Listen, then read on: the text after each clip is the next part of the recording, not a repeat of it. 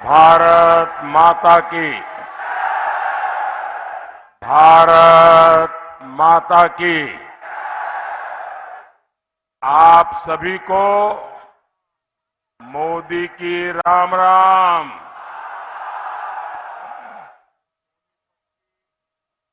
मैं सोनीपत की पवित्र भूमि को प्रणाम करता हूं।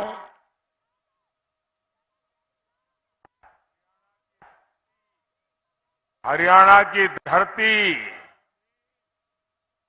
युद्ध में भी गीता का ज्ञान सुनाती है। जब मुकाबला सत्य और असत्य के बीच में हो तो विजय सत्य की ही होती है। साथियों, 24 के कुरुक्षेत्र में आज एक और देश का विकास है, दूसरी ओर वोट जिहाद है। हरियाणा की जनता जनार्दन,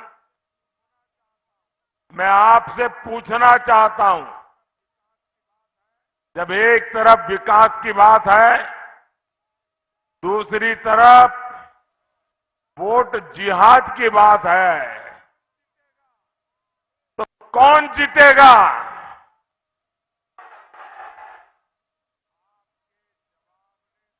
आपके जवाब ने तय कर दिया है। फिर एक बार, फिर एक बार, फिर एक बार। तो 4 जून को ये मुत्तूराम की जलेबी का क्या होगा?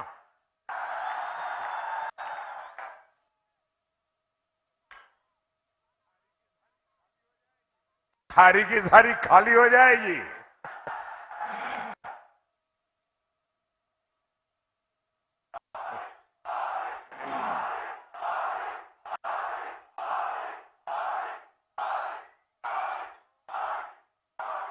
साथियों, कांग्रेस 10 साल से सत्ता से बाहर है और इसलिए पूरी तरह बौखला रही है।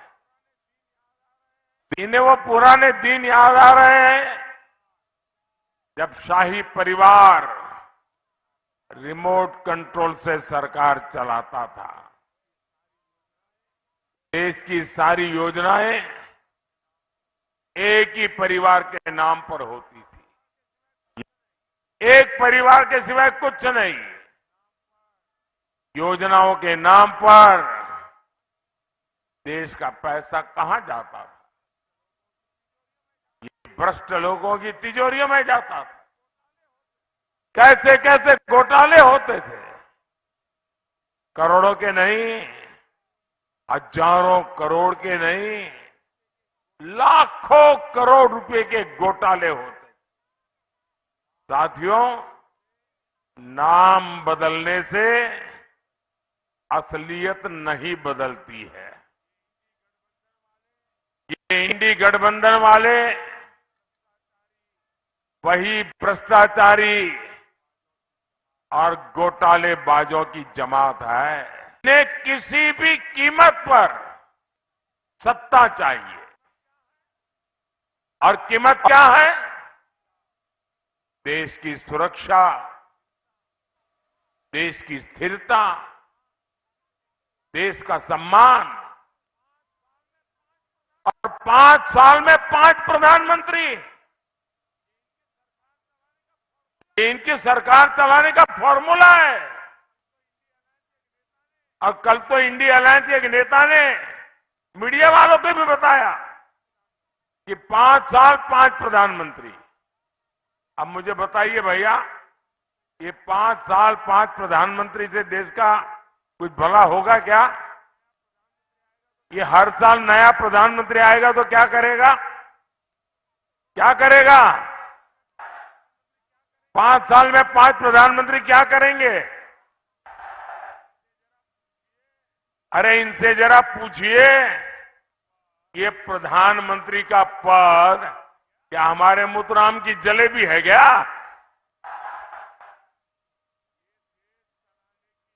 ये देश चलाने की जिम्मेदारी है, ये मिठाई खाने का मौका नहीं है। क्या आप देश को वापस अस्थिरता के उस दौर में जाने देंगे क्या? साथियों, कांग्रेस अब अपने देश विरोधी एजेंडे को भी छिपा नहीं रही है। ये खुलाम कह रहे हैं, मोदी जी ने 10 साल में जो कुछ भी किया है उसे वो चौपट कर देंगे। यानी चुनाव जीत करके करना क्या है? एक काम, मोदी ने जो किया है उसको उलट देना, उसको चौपट कर देना। यहां तक कहने की इनकी हिम्मत देखिए। इनके एक नेता कह रहे हैं जो हमने जम्मू कश्मीर से धारा 370 हटाई, धारा 370 की दीवार हमने कब्रिस्तान में गाड़ दी है। ये कहते हैं कश्मीर में फिर से वो 370 को लगाएंगे, यानी फिर से आतंकवाद को खुली छूट, फिर से कश्मीर में खून खराबा। मैं हरियाणा की वीर धरती से कहना चाहता हूं, कांग्रेस वालों सुन लो, अब कश्मीर में लहराएगा तो केवल हमारा तिरंगा लहराएगा।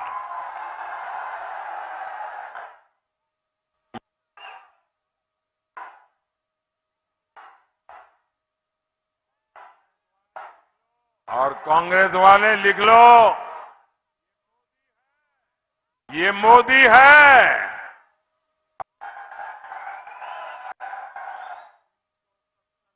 ये 370 को वापस लाने के सपने छोड़ दो, और अगर कोशिश करोगे ना, लेने के देने पड़ जाएंगे।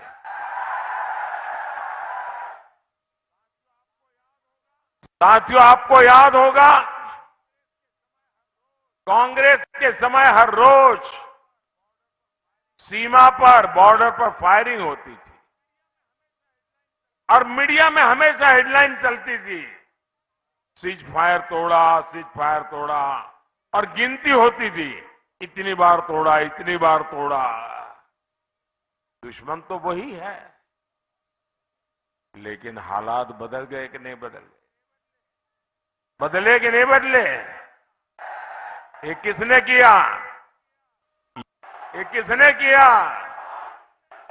ये हालत किसने बदले? ये गोलियां किसने बंद कराई? ये मोदी ने नहीं, आपके एक वोट ने किया है। आपके एक वोट ने, ये आपके वोट की ताकत है कि दुश्मन की बम बंदूक को भी ताले लग जाते हैं। ये आपके वोट की ताकत है। मोदी ने बस इतना किया, सीमा पर हमारे जो जवान खड़े हैं ना, हमारे हरियाणा के जो छोरे खड़े हैं ना, मोदी ने उनको खुली छूट दे दी। मोदी ने कह दिया, अब गोलियां गिनने की जरूरत नहीं है। और आप देखते हैं, नतीजा आपके सामने है। लेकिन भाइयों बहनों, मोदी के इन फैसलों से कांग्रेस और इंडी गठबंधन का कलेजा फट रहा है। उनसे पाकिस्तान की यह हालत देखी नहीं जा रही है और इसलिए अब कांग्रेस वाले पाकिस्तान के प्रवक्ता बन गए हैं। पाकिस्तान के प्रवक्ता और कांग्रेस के नेता कह रहे हैं, उनकी तरफ से भारत को धमकी देते। क्या कहते हैं? हमारे सामने देखकर आंखें खोल करेंगे,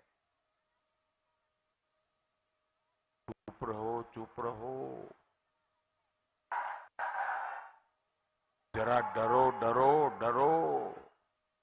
ये पाकिस्तान के पास परमाणु बम है। ये कांग्रेस वाले पाकिस्तान के प्रवक्ता बन करके मुझे आंखें दिखा रहे हैं। बताओ भाई,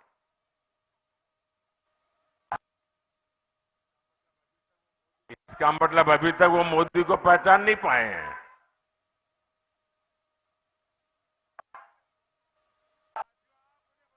साथियों, आप मुझे बताइए, क्या भारत को पाकिस्तान से डरना चाहिए क्या?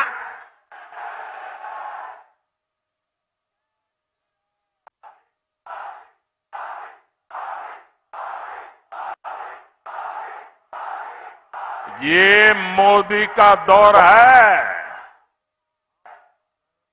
हम घर में घुसकर मारते हैं।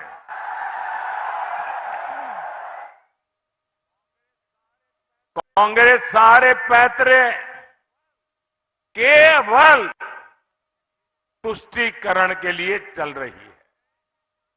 इन्होंने जो घोषणा पत्र बनाया है वो पूरा का पूरा मुस्लिम लीग वाला घोषणा पत्र है।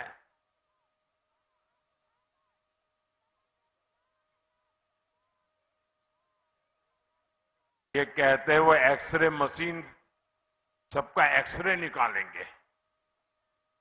आपके पास जमीन कितनी है, गहने कितने हैं, जमीन जायदाद जांच करवाएंगे, मंगलसूत्र कहाँ है, ये और फिर वो सारी संपत्ति अगर आपकी जरूरत से ज्यादा है तो ये वोट जिहाद वाले हैं ना, उनको बांट देंगे।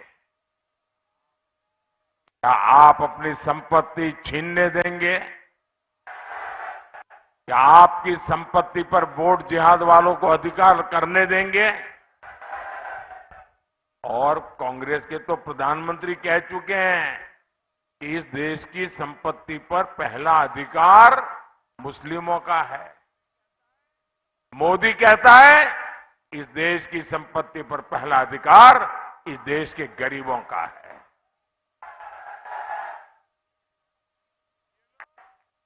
ये लोग आपकी आधी कमाई हड़पने की बात करते हैं। आप मुझे बताइए भाई, अपने यहां किसी भी राज्य में चले जाओ, हर मां बाप कैसी भी जिंदगी जीता हो, उसके मन में एक इच्छा रहती है कि भाई कुछ बचत करूं और मरने के बाद बच्चों के लिए कुछ छोड़ करके जाऊं। ये हर मां बाप की इच्छा रहती है कि नहीं रहती? अपने संतानों को कुछ देकर के जाने का हर एक का मन में इच्छा रहती है ना। कोई मां बाप बच्चों के लिए कर्ज छोड़ करके नहीं जाना चाहता, कुछ न कुछ दे करके जाना चाहता है। अब ये कांग्रेस वाले लाए हैं कि आपके मरने के बाद आपकी जो संपत्ति है वो आपके संतानों को नहीं जाएगी, उसमें से आधी, उससे भी ज्यादा ये वो सरकार बनी तो ले लेंगे और बचा हुआ आपके बच्चों को मिलेगा। क्या आपको ये विरासत कर मंजूर है क्या? क्या इसे स्वीकार कर सकते हैं क्या? भाइयों बहनों, बाबा साहब आंबेडकर ने दलितों और पिछड़ों का आरक्षण उसको सुरक्षित किया। जब संविधान सभा में चर्चा चल रही थी तो सबने सर्वसम्मति से तय किया कि धर्म के आधार पर आरक्षण नहीं होगा। सहमति से हुआ। अब ये कांग्रेस वाले बाबा साहब आंबेडकर की पीठ में जुरा पोंक करके संविधान के लीरे लीरे उड़ा करके ये एससी, एसटी, ओबीसी का जो आरक्षण है वो मुसलमानों को देना चाहते हैं। और ये काम उन्होंने कर्नाटका में शुरू कर दिया। कर्नाटका में क्या किया उन्होंने? उनकी सरकार बनने के बाद वहां जितने भी मुसलमान हैं, जितने भी मुसलमान, कितना धनी हो, अमीर हो, पैसे वाला हो, ऊंचा हो, कोई भी हो, सबको रातों रात उन्होंने ओबीसी घोषित कर दिया। एक कागज पे थप्पा मार के कह दिया सब ओबीसी है। तो परिणाम ये आया कि ओबीसी को जो आरक्षण मिला हुआ था उसमें से डाका डाल दिया, एक बहुत बड़ा हिस्सा लूट लिया और जो ओरिजिनल ओबीसी है वो हाथ घिसते रह गए। अब यही मॉडल पूरे देश में लागू करना चाहते हैं। क्या आपको ये मंजूर है? क्या ये होने देंगे? क्या ऐसे लोगों को सरकार में आने देंगे? क्या ऐसे इंडी गठबंधन वालों को हरियाणा में एक भी सीट मिलनी चाहिए? क्या साथियों, इंडी गठबंधन वालों को आपकी भावनाओं की कोई परवाह नहीं है। अब आप देखिए, अयोध्या में 500 साल के इंतजार के बाद प्रभु राम का मंदिर बनाने की प्रतीक्षा पूरी हुई।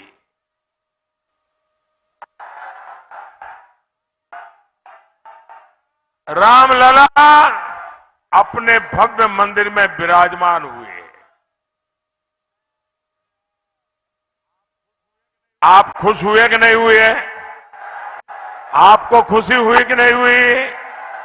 हर हिंदुस्तानी को खुशी हुई कि नहीं हुई? बोलिए जय श्री राम। अब देश आजाद हुआ, उसके दूसरे दिन ही राम मंदिर बनना चाहिए था कि नहीं बनना चाहिए था? इन्होंने लटकाए रखा, अदालतों में ले गए, अदालतों में भी अड़ंगे डाले।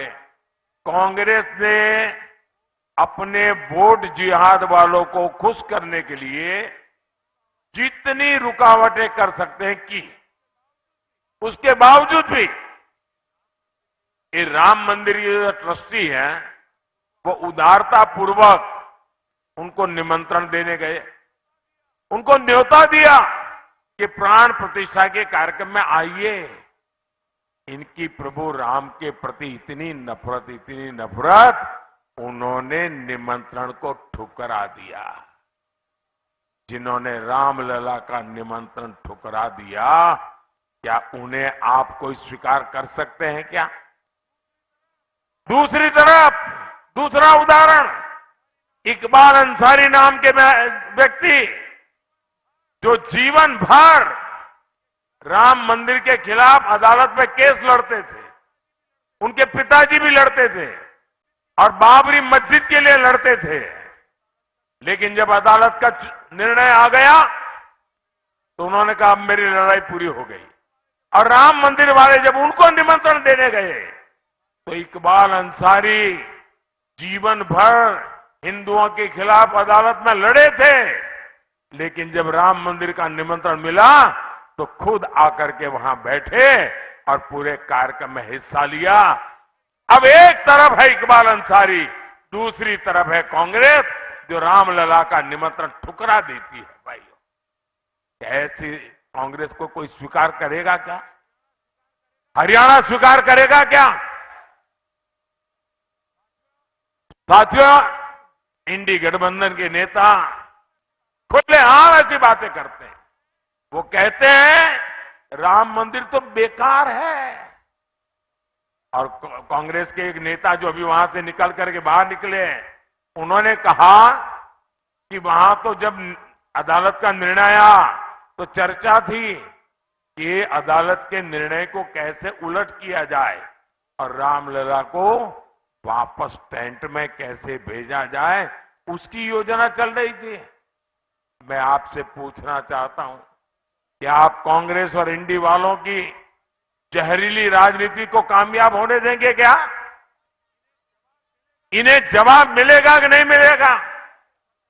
साथियों, सरकार जब ईमानदार होती है तो उसका सबसे बड़ा लाभ हमारे नौजवानों को होता है।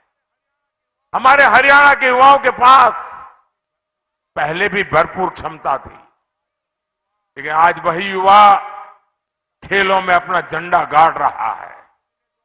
मोदी ने 2014 में सरकार में आने के बाद खेलों का बजट 3 गुना बढ़ा दिया है और मोदी कहता है खूब खेलो, खूब मेडल ले आओ।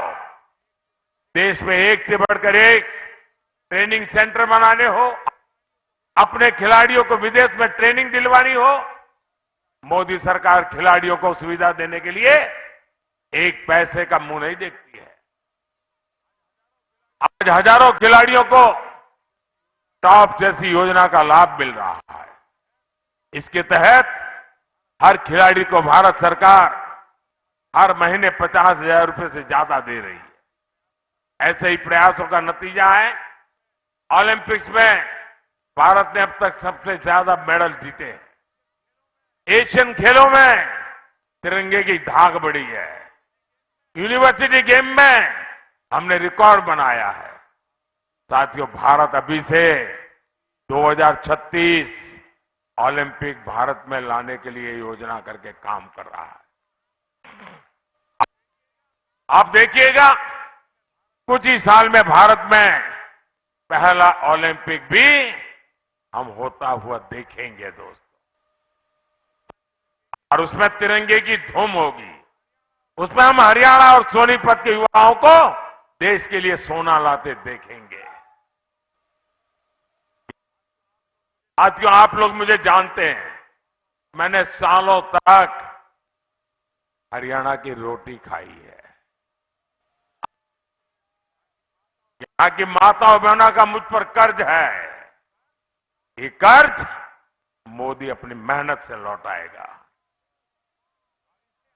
और इसलिए हरियाणा का विकास ये मोदी का सपना नहीं, मोदी का संकल्प है। जो 60 साल में नहीं हुआ वो 10 साल में मोदी ने करके दिखाया है।